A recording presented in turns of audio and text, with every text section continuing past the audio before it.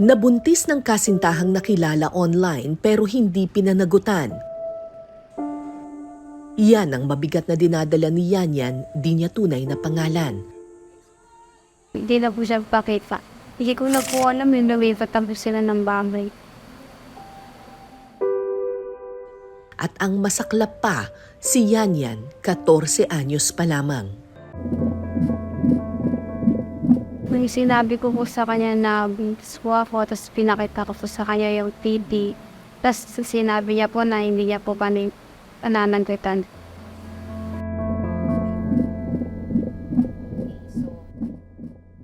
Hindi na po na-verify.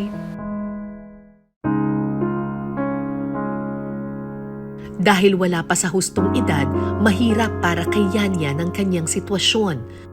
Mahirap din ito para sa kanyang inang si Lorna, di niya tunay na pangalan. Tayo niya, hindi naman pakita. Lumipat naman tirahan. Bila nakablock na siya eh. Ayaw na namin din habulin. Kung kaya naman namin buhayin yung bata, bubuhayin na lang namin. 7 buwang buntis noon si Yanyan. Aniya, napuno raw siya ng takot bago pa man siya manganak. Hindi madaling manganak dahil sa pagli-labor pa lang at sa pag-ire, mahirap na. Kasi kala ko po hindi ko kayang umire.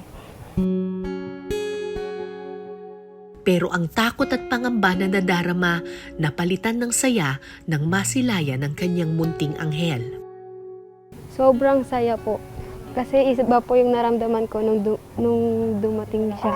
Nung simula nung nakita ko siya.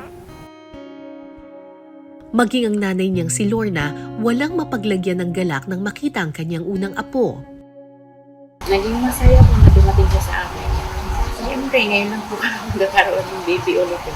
Opo, ako mag-alaga po sa kanya pag nasa school po yung mama niya. Buhat ng mga anak si Yanyan, batid na niyang isa itong panibagong yugto ng buhay na kailangang pagtuunan ng pansin. Nung dalaga po, nagagawa ko pa pong makipaglaro at gumala kasama ang mga kaibigan ko. At ngayong nanay na po ako, sa anak ko na lang po ako nakapokus. At mahirap po pala maging nanay. Sa pag-aalaga pa lang po ng baby, mahirap na. At inaaral ko pa lang po kung paano maging ina at palakihin ang maayos ang baby.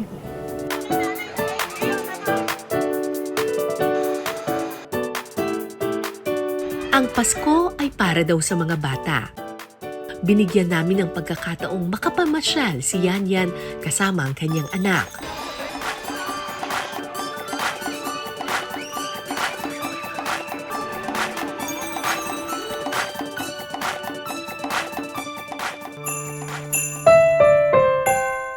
Binigyan din namin sila ng munting regalong pandagdag sa pangangailangan nilang mag-ina.